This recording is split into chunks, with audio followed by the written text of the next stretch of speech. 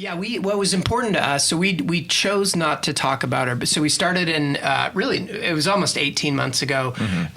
Rachel and I were interns together for Gray Fredrickson. He's been on the podcast. He's been on, Oklahoma, yeah. Right after Lance helped me. Yeah, Yeah, that's Lance right. helped me out with that one. Yeah, so Rachel and I were Gray Fredrickson's first interns when he moved to Oklahoma in the year 2000. So she and I were both OU students and very ambitious at the time, and we heard that he was in town, and so we basically ran him down, and we're like, we are going to work for you. Yeah. And he kind of laid a framework for us. We got to read scripts, and we got to be on some sets of some local movies. He'd come back to really stand up a film business here. Yeah. And do you remember when he was doing that South of Heaven, West of Hell with Dwight Yoakam? Dwight Yoakam. And, who else was in that? Billy Bob Thornton. Billy Bob Thornton was in that. Dwight, Swingers.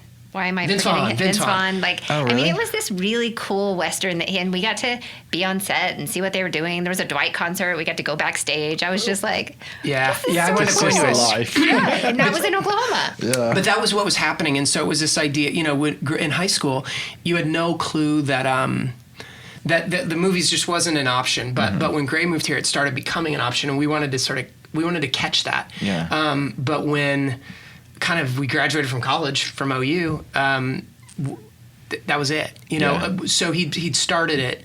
And we had to leave, and I went out to LA and became a screenwriter on dramas. Rachel went out and became a star on sitcoms. And then when we sort of came back here, Oklahoma had changed enormously. So any listener of your podcast knows that Oklahoma City is in the midst of just an epic renaissance, and there's just enormous opportunity. And so in that spirit, Rachel and I sat down. You moved back.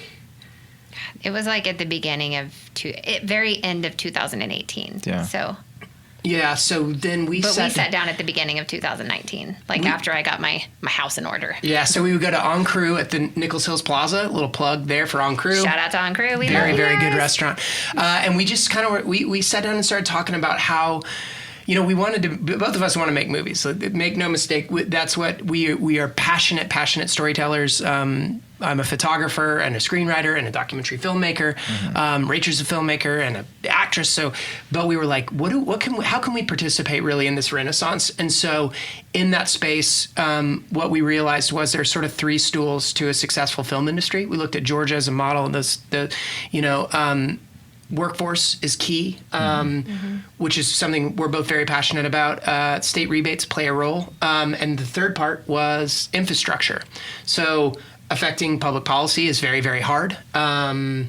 Affecting workforce requires sort of engagement with educational institutions in the state. That was something we could work into gradually. But we had to fix the infrastructure part. And we were fortunate in that we put together a great business model, talked to some really, really smart people. And before long, the Cox Center came up, and here we are.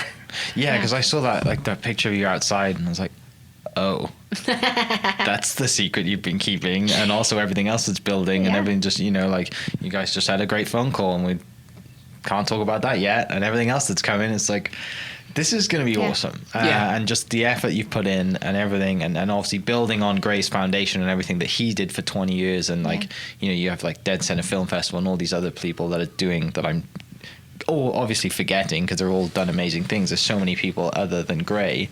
But Gray is obviously that started that while you guys were going out to LA. He's coming back, and you did the intern thing, and then you find your feet and find your passion, and you're like, you know what?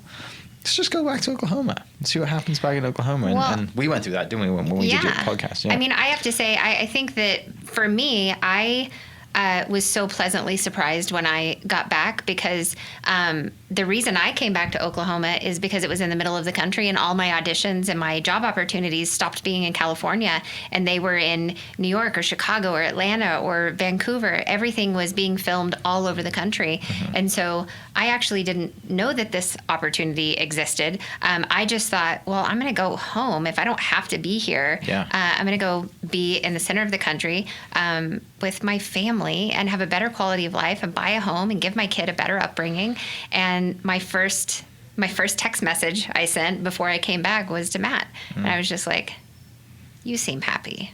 What are you doing? Yeah. You have a lovely farm in Edmond. Yeah. You're having a great time. Yeah, I was I'm jealous of your life. Your pictures make me jealous. And the pig, right? Yeah, there's actually 2 pigs. I only photographed one because he won't let me get near his sister or girlfriend. We're not sure. Yeah. Either or. It could be either or. Yeah. So for me, so I moved back in 2015, so about 4 years earlier than Rachel. And again, here we are in Bedford, and Bedford Yeah. If you're watching the video, Matt's if you're photos watching is it, behind. Bedford puts on PhotoCon where I'm a keynote in a couple of weeks, so definitely tune into that. But NBD. I was a screenwriter, but really I was a passionate storyteller, and that dovetailed into travel. It dovetailed into tourism, and in LA, I spent a lot of time traveling out of LA to different countries, taking photographs.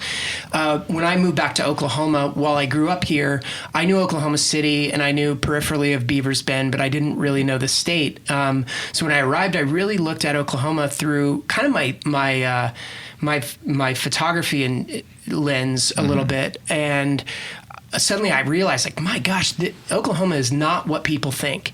And so I sort of took it upon myself. I started contributing to 405 magazine, a lot of photos to This Is Oklahoma, some bigger outlets, but I really took it upon myself to travel around the state and to see like the beautiful places that exist here. So Black Mesa, you've got Gloss Mountain State Park, Beavers Bend, the tall grass prairie, the short grass prairie, the cross timbers, our cities, our towns. Like there's so much beauty and nobody knows that it exists. So like we live in this place where people drive through. You talk to people in LA and you say Oklahoma, they go like, everybody says, I think I drove through there once. Yeah. And they did because Nobody stops. There's that because one if you tower, drive across the right? country, you have to stop here. Yeah. So in that, like what I discovered was, man, Oklahoma could be anywhere in the world or really kind of the universe. Mm-hmm.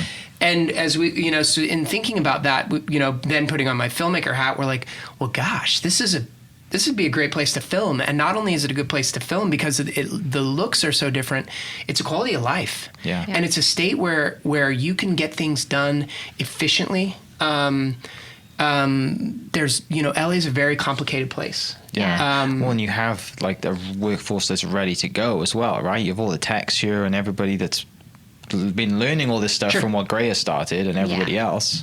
Yeah. And you don't want them to leave. They can stay home too. And if you have a giant, awesome studio in Oklahoma somewhere, they have jobs. Yeah, Yep, that's right. Which the is goal. amazing. Well, and I think that, we were just having a phone call a minute ago where we were just talking about the quality of life that is here in Oklahoma and what Oklahoma offers that nobody expects. What I think the thing that catches most people off guard so much is the people. Yeah. And it's the one thing that I always said when people are like, Oklahoma, when I would tell them where I was from, and I was just like, yeah, best people on the planet. Mm-hmm. And I meant that. And I feel like that is the thing coming home that I deeply missed so much is just the community here. And being in LA, we talk about, even I had to learn boxing as a form of self-defense to walk my dog in the morning because I'd get up at 5:30, 6 o'clock and walk my dog, and I'm constantly like looking over my shoulder like is I would somebody not gonna like try to and get a attack me? roundhouse kick from Rachel Cannon. I got pretty good at it. I would not like that at all. So you always have your guard up, and it's like, would the person walking across the street jump in and help you if something happened, or would they just keep walking because they don't want to be a part of it? Yeah. And there's just a spirit here in Oklahoma where that nobody's ever going to let something like that go down without helping you. Yeah. And it's so nice to Especially be home. in the small towns. Yep. Because they appreciate you especially. showing Yeah. up, Yeah. don't they?